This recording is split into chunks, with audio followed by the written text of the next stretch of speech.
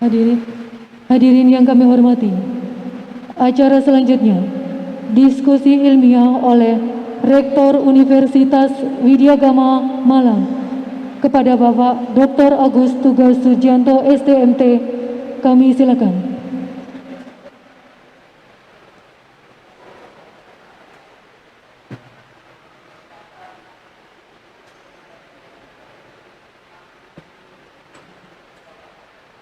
Bismillahirrahmanirrahim. Assalamualaikum warahmatullahi wabarakatuh. Om Swastiastu, Nama Budaya, salam kebajikan, rahayu.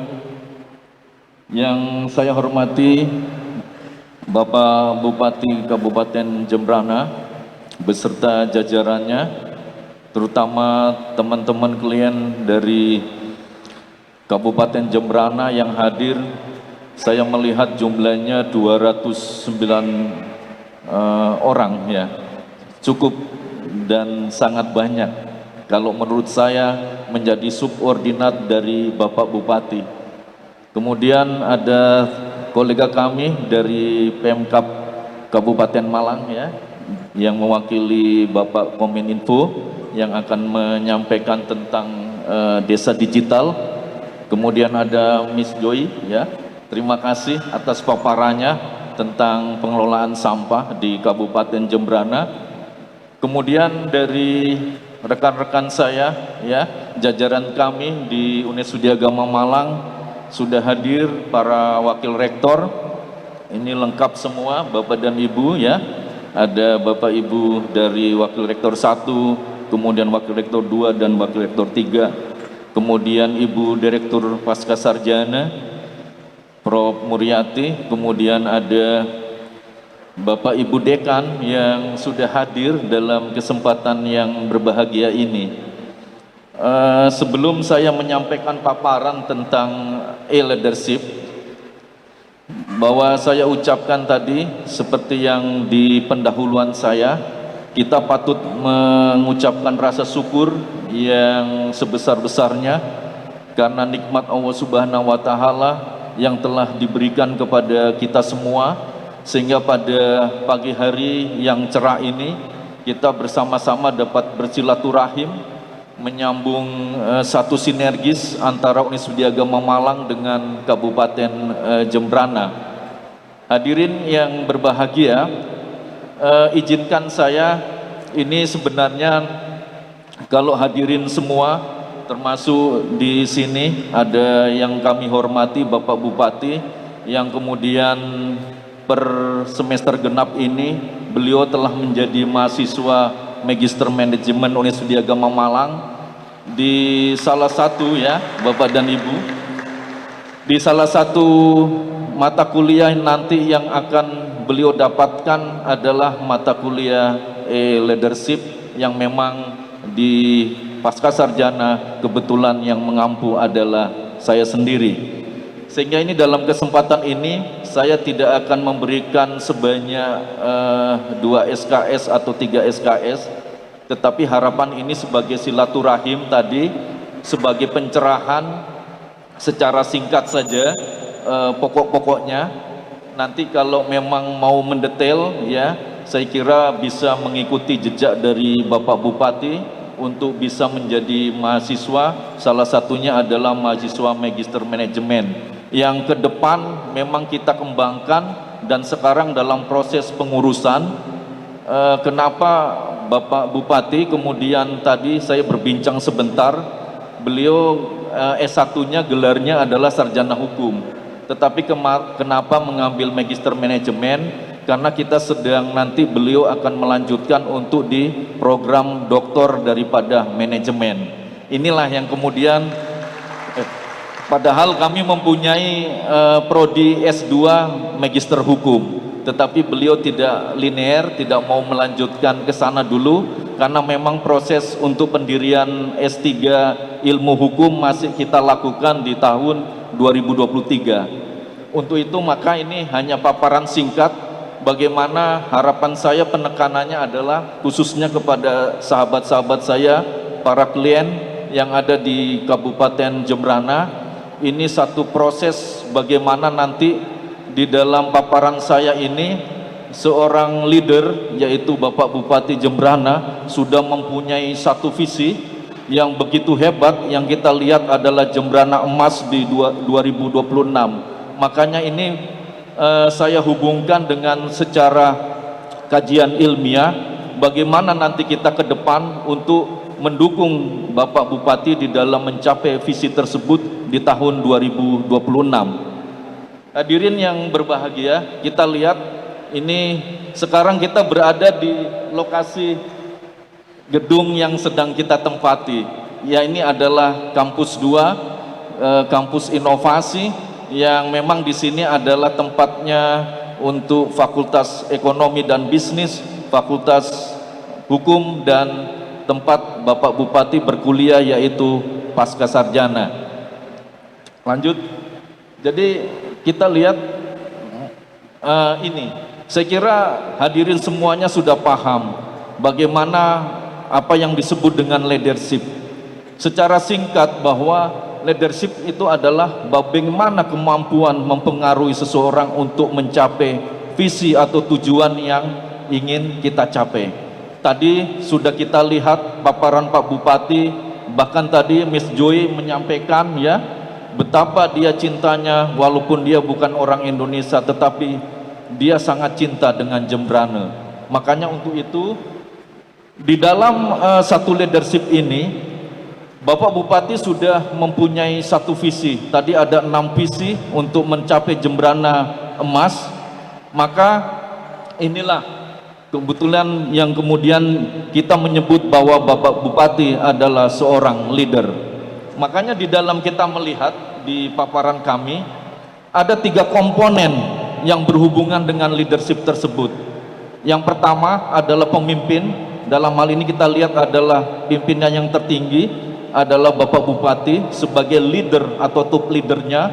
Kemudian kita lihat di sana ada subordinat, ada bawahan. Inilah yang kemudian sampai yang terbawa untuk mencapai visi tadi itu adalah termasuk sahabat-sahabat klien dinas yang ada di Kabupaten Jembrana. Kemudian yang ketiga, satu ilmu leadership itu dia akan tidak menjadi satu utuh kalau tidak mempunyai visi, misi, tujuan dan target. Makanya kenapa seorang leader dia harus mempunyai visi. Kalau dia seorang leader tidak mempunyai visi, maka dia bukan seorang leader yang baik karena dia tidak tahu mau mencapai apa cita-cita yang ke depan. Sehingga ini kemudian mari setelah kita lihat dengan visi yang disampaikan oleh Pak Bupati tadi ya, yang saya kira mungkin di lokasi di Kabupaten Jembrana mungkin beliau sudah sering berinteraksi terutama dengan para klien dinas ya, sehingga inilah yang kemudian di dalam satu ilmu leadership 3 komponen inilah yang kemudian untuk mencapai satu tujuan yang kita harapkan. Kalau di sana sudah ada leader, sudah ada yang namanya subordinat, tetapi di sana tidak ada visi, tidak ada misi, tidak ada tujuan, tidak ada target, maka yang disebut dengan leadership itu belum sepenuhnya utuh. Lanjut. Jadi ini kenapa kita harus mempelajari suatu ilmu yang leadership ya. Nanti kita hubungkan, artinya ini paparan dasar dulu sebelum kita masuk ke apa yang disebut dengan electronic leadership atau digital leadership, karena ini dasar dulu. Artinya apa? Di dalam kita belajar ilmu leadership, di sana itu ada kepentingan-kepentingan yang harus kita capai. Minimal di sana ada 2 kepentingan. Kepentingan daripada organisasi itu yang kita sebut dengan satu pemerintah yang disebut dengan Kabupaten Jembrana, dengan yang sudah ditetapkan visinya yaitu adalah Jembrana Emas di tahun 2026.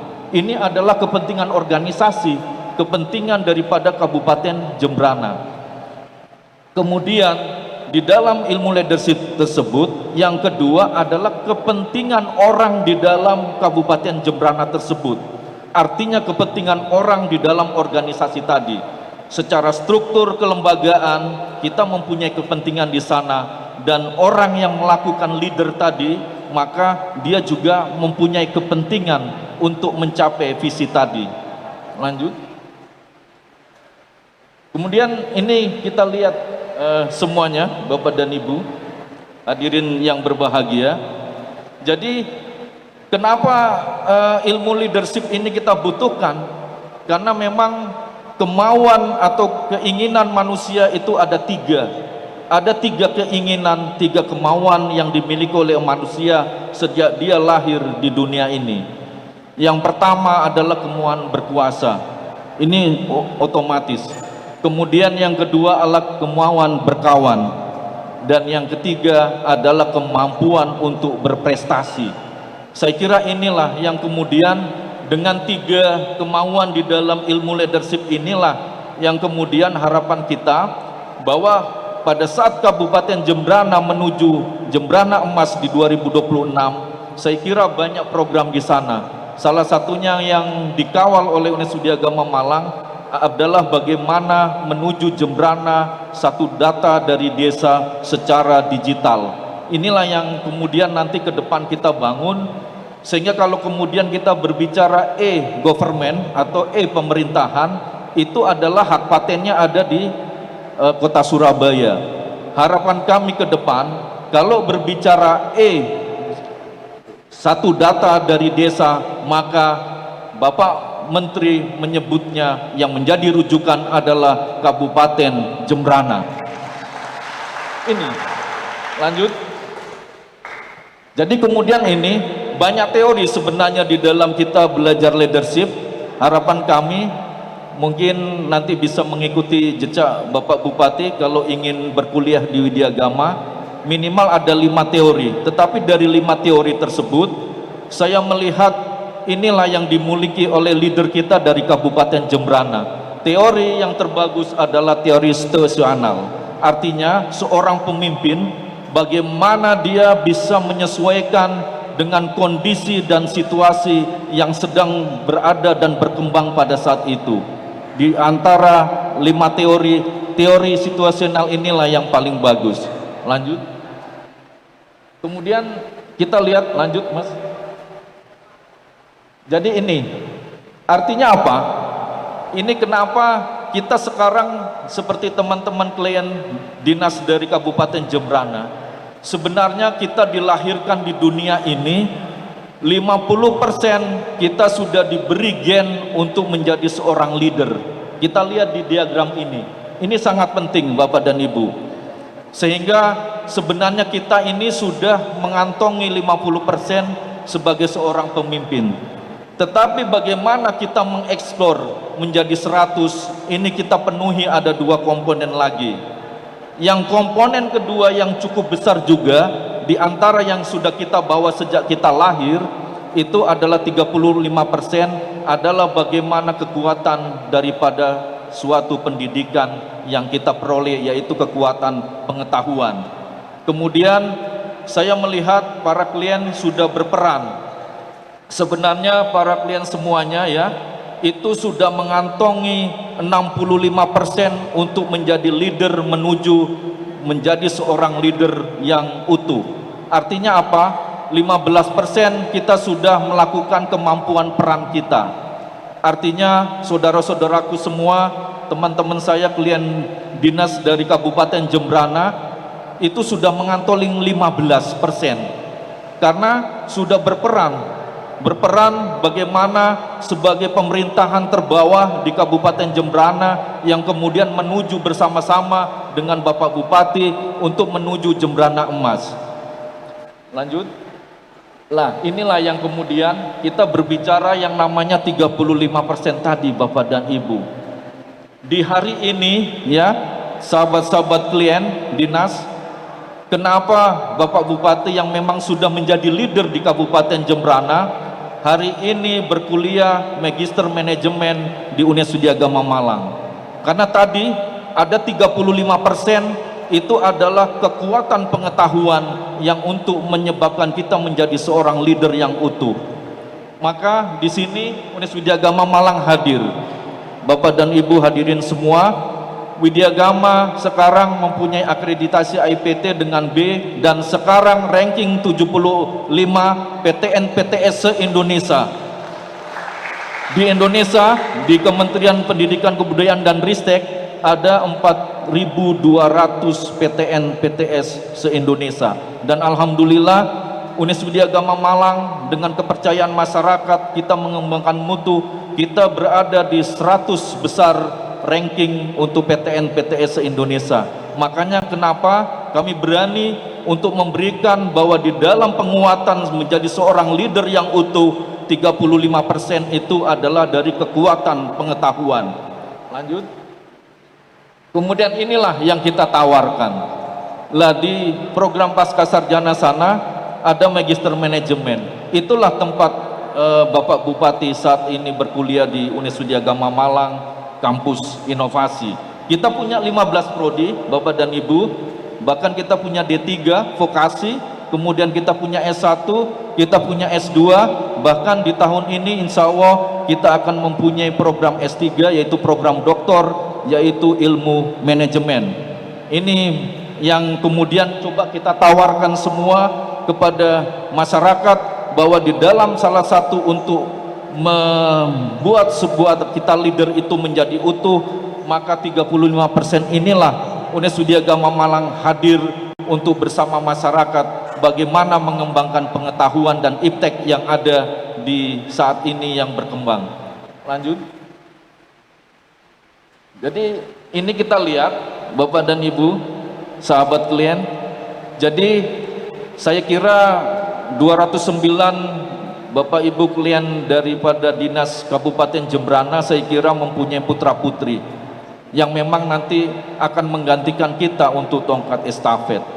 Jadi untuk masuk di Unes Widyagama Malang, untuk mahasiswa baru yang memang sesuai dengan jenjang umurnya, kuliah di Widyagama banyak beasiswanya. Inilah yang kemudian kita membantu kepada masyarakat, ya, bahwa untuk kuliah di Widyagama tidak sepenuhnya kemudian harus membayar secara mandiri, tetapi kami siapkan beasiswa, ya.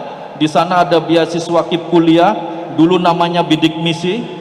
Jadi seorang mahasiswa kalau kuliah mendapatkan beasiswa ini, selain dia itu bebas semua biaya pendidikannya, setiap bulan oleh pemerintah dia diberi uang saku sebesar 950.000 sampai dia lulus.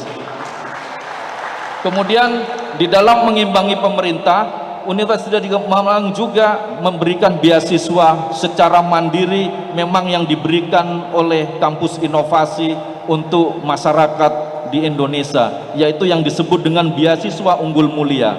Jadi dengan syarat ketentuan yang berlaku, khususnya dari keluarga yang tidak mampu, Unes Widyagama Malang bisa mencetak para sarjana, para ahli madya, ya, untuk bisa menjadi seorang sarjana dan ahli madya ini kita memberikan gratis biaya pendidikannya sampai selesai. Tetapi tadi kita belum bisa mengikuti pemerintah untuk uang sakunya sementara ditanggung sendiri oleh penerima beasiswa.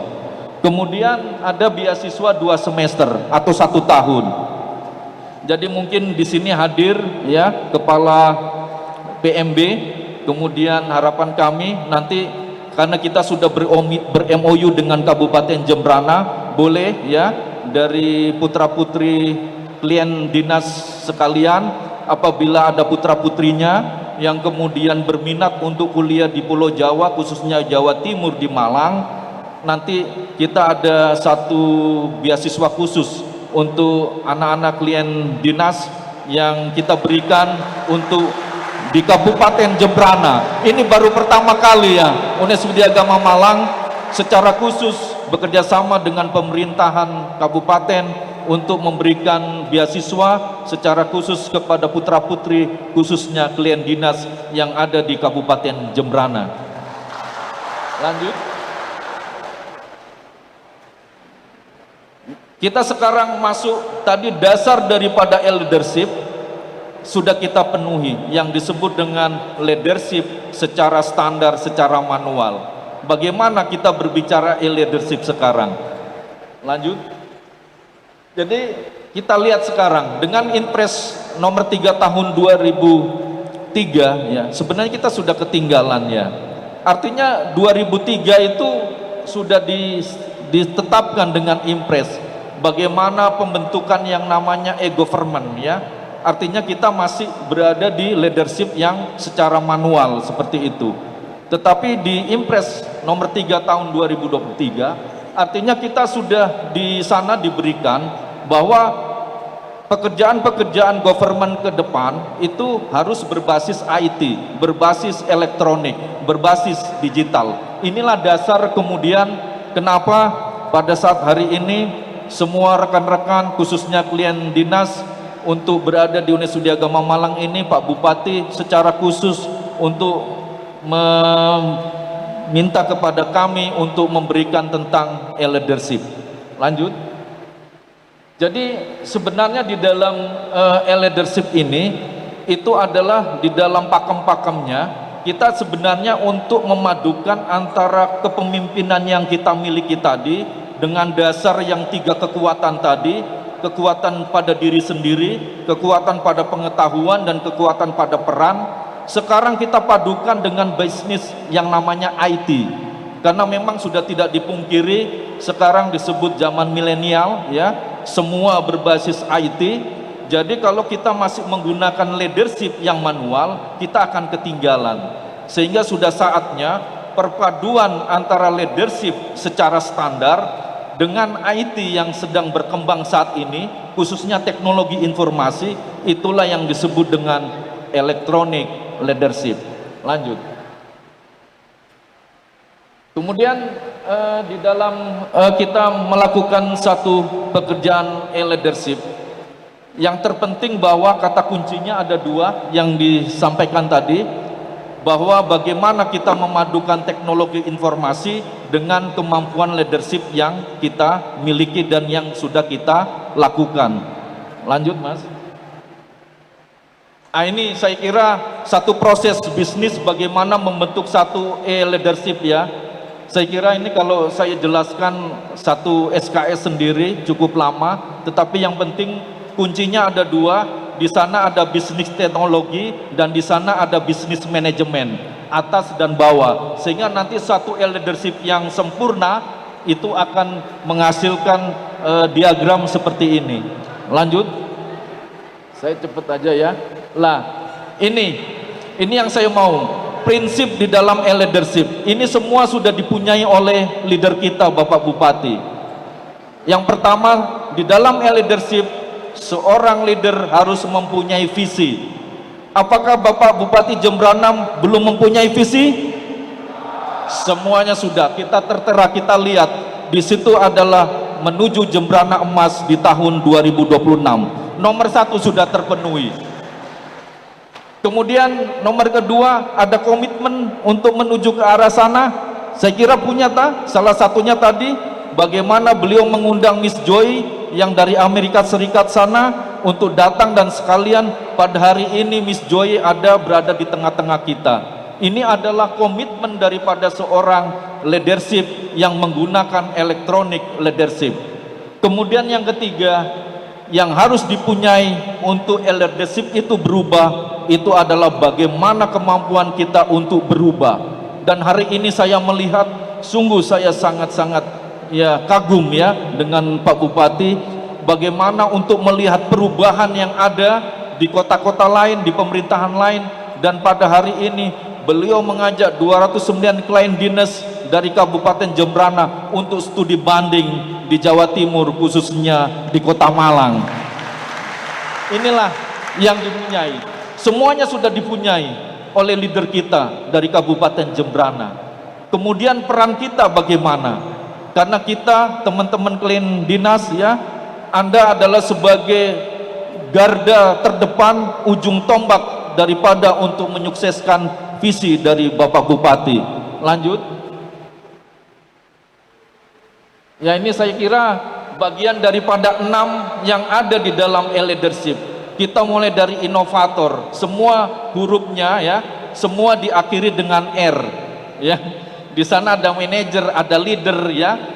Kemudian yang terakhir, kami berfungsi sebagai yang di bawah, yaitu sebagai mentor di sana. Jadi inilah untuk kita menghasilkan satu leadership yang bagus, yang utuh, maka peran-peran ini harus dimiliki di dalam suatu organisasi untuk menerapkan leadership yang berhasil, yang efektif, yang optimal. Lanjut. Saya kira ini sudah akan saya akhiri. Intinya kita sekarang brand match kepada kota Surabaya. Yang saya bilang tadi, yang sudah saya singgung, bahwa kalau kita mau ngomong e-government, itu kita harus hak patennya ada di kota Surabaya. Lah ke depan, kalau kita mau ngomong satu data dari desa, kita akan ngomong Kabupaten Jembrana, patennya ada di sana. Ini yang saya bilang gitu. Jadi kita lihat brand smart, mengapa pada saat Ibu Menteri Sosial, sebelum beliau menjadi menteri, beliau menjadi wali kota, saya kira beliau sudah menetapkan ini. Kenapa ini saya berikan? Ini sebagai salah satu contoh ya, untuk yang kemudian tadi, suatu leadership itu akan efektif, akan bagus, manakala ada 3 komponen tadi. Salah satunya adalah berubah. Lah kita lihat coba, di kota Surabaya. Lanjut. Ini dia menerapkan. Lanjut Mas. Inilah yang kemudian dia ciptakan yang namanya GRMS. Jadi suatu sistem ya, manajemen pemerintahan berbasis dengan sumber daya pemerintahan yang ada, yang dikenal dengan GRMS. Jadi di kota Surabaya suatu saat, harapan kami merekom juga kepada Pak Bupati, mungkin teman-teman klien dinas juga nanti suatu saat bisa diajak ke kota Surabaya, karena di kota Surabaya e-government-nya sudah berjalan. Inilah yang kemudian diadop oleh Menteri Dalam Negeri, kemudian dijadikan menjadi e-government secara nasional.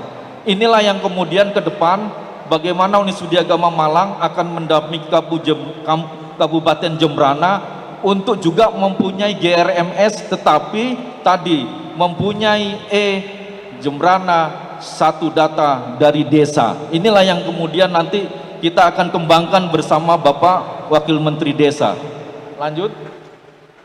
Nah sekarang saya mau benchmark kepada Kabupaten Jembrana.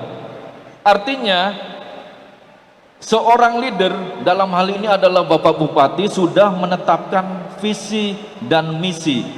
Maka bagaimana salah satunya teman-teman klien dinas yang ada di Kabupaten Jembrana merupakan seorang manajer, seorang leader yang berada di garda terdepan untuk bagaimana mendukung kemudian mewujudkan visi daripada leader yang ada di atasnya, yaitu dalam hal ini adalah Bapak Bupati. Lanjut, sebagai akhir dari paparan kami, lanjut Mas ya, sebelumnya jadi harapan kami khususnya sahabat-sahabat saya klien dinas dari Kabupaten Jembrana, mari kita bersama-sama. Jadi saya sangat terharu tadi kalau ada Miss Joy dari Amerika Serikat, begitu dia sangat peduli, dia sangat cinta dengan Indonesia, sangat cinta dengan Jembrana. Apakah kalau kemudian klien dinas yang merupakan garda terdepan dari Kabupaten Jembrana kemudian tidak akan mendukung visi daripada top leader yang ada di Kabupaten Jembrana, dalam hal ini adalah Bapak Bupati. Untuk itu harapan kami, mari kami sebagai mentor seperti yang ada di leadership tadi, mari kita bersama-sama untuk mendukung visi daripada Bapak Bupati, sehingga harapan kami mohon kepada para klien dinas 209 orang untuk andalah yang menjadi garda terdepan untuk mewujudkan visi misi Jembrana Emas di tahun 2026. Terima kasih. Kami mohon maaf apabila ada hal yang kurang berkenan. Kami akhiri, wabillahi taufiq wal hidayah. Wassalamualaikum warahmatullahi wabarakatuh.